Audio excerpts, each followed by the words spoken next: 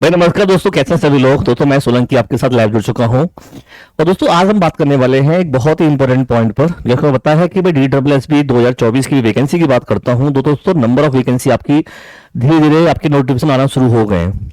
अभी आपने देखा दोस्तों कि आप लोगों के लिए आपकी असिस्टेंट टीचर नर्सरी की वैकेंसी आई हुई है। ठीक है, वैकेंसी कम है दोस्तों, लेकिन ध्यान रखिएगा आप लोगों के लिए बहुत अच्छा चांस है कि आप यहाँ पर अपनी नौकरी पक्की कर सकते हैं। सबसे पहली बात, रीजन उसके पीछे दोस्तों ये है कि यहाँ पे जिस तरह की क्वालिफिकेशन मांगी गई है, जिस तरीके से आपसे कौन कौन इसे भर सकता है, तो वो होता है ना कि सब नहीं भर सकते इसको। तो आपके पास वो क्वालिफिकेशन मैच करती है तो आप यहाँ पर वो फॉर्म फिल कर सकते हो दोस्तों, और आपको ये नौकरी मिल सकती है। बहुत अच्छी तरीके से तैयारी आप लोगों को करने का मौका भी मिल रहा है, क्योंकि एग्जाम भी आपको लगभग 3 महीने में इसका एग्जाम होगा। ठीक है, तो दोस्तों जैसे आप जानते हो नर्सरी टीचर जो होते हैं ना, जैसे आप देखा होगा कि आजकल प्री स्कूल जो होते हैं, ठीक है, बाल वाटिका जैसे हम कह सकते हैं, वहां पर टीचर्स की हायरिंग हो रही है। और उसमें दोस्तों आप लोगों के लिए अच्छी खासी वैकेंसी है, लगभग 1500 की लगभग वैकेंसीज है। और उसमें अगर बात करता हूँ दोस्तों में, तो कौन कौन भर सकता है, सीधे पॉइंट पे आते हैं हम लोग, ज्यादा टाइम लेंगे नहीं आपका। क्योंकि एक होता है ना, जैसे अभी बिहार में अभी आपने देखा था कि वैकेंसी आई हुई है स्पेशल एजुकेटर वाली, है ना। वहां पर जो है उसके अंदर बीएड मांगा गया है, वो भी कैसे स्पेशल बीएड जिस बच्चों ने किया हुआ है वही उस फॉर्म को फिल कर सकते हैं। नॉर्मल बीएड वाले उस फॉर्म को फिल नहीं कर पाएंगे, उस वैकेंसी को नहीं दे पाएंगे। ठीक है, ऐसे दोस्तों यहां पर क्या है, यहां की अगर मैं बात करता हूं तो यहां पे देखेंगे आप, तो यहाँ पे देखता हूँ दोस्तों कौन कौन इसे अप्लाई कर सकता है। तो मैं उसमें अब बात कर रहे हैं हम लोग, तो देखो डिप्लोमा जिन्होंने किया हुआ है नर्सरी टीचर एजुकेशन प्रोग्राम से, यानी कि एनटीई से कह सकते हो आप, 2 साल का अगर आपने डिप्लोमा किया हुआ है, ठीक है, नर्सरी टीचिंग एजुकेशन प्रोग्राम से, तो आप इस फॉर्म को फिल कर सकते हैं। या फिर आपने बीएड किया हुआ है, ठीक है, और वो भी कैसे है, तो नर्सरी से ही।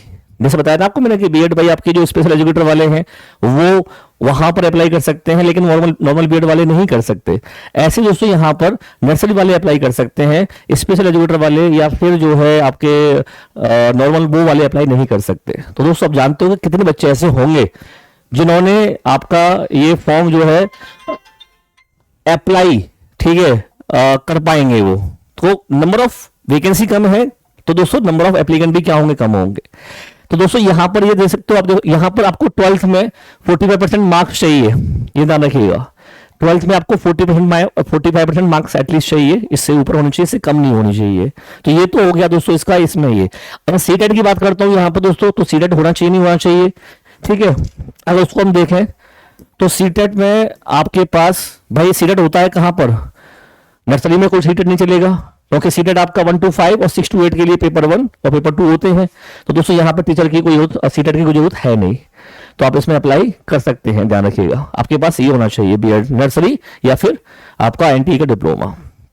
दोस्तों दूसरा बात आता है आपका इसके अंदर कि भाई सिलेबस क्या रहेगा। सबसे बड़ा दोस्तों पॉइंट, बच्चा बहुत इसमें इसको लेकर कंफ्यूज रहता है।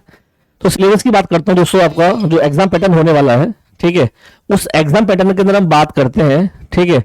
तो उस एग्जाम पैटर्न के अंदर आप देखोगे यहां पर, तो एग्जाम पैटर्न ये कहता है आपका कि इसके अंदर जनरल पेपर आता है आपका पहला, ठीक है। और उस जनरल पेपर के अंदर देखोगे आप तो 20 नंबर की तो मैथ आती है, 20 क्वेश्चन आएंगे आपके मैथ के। टोटल जो पेपर होगा आपका 200 क्वेश्चन होंगे, 200 नंबर का होगा।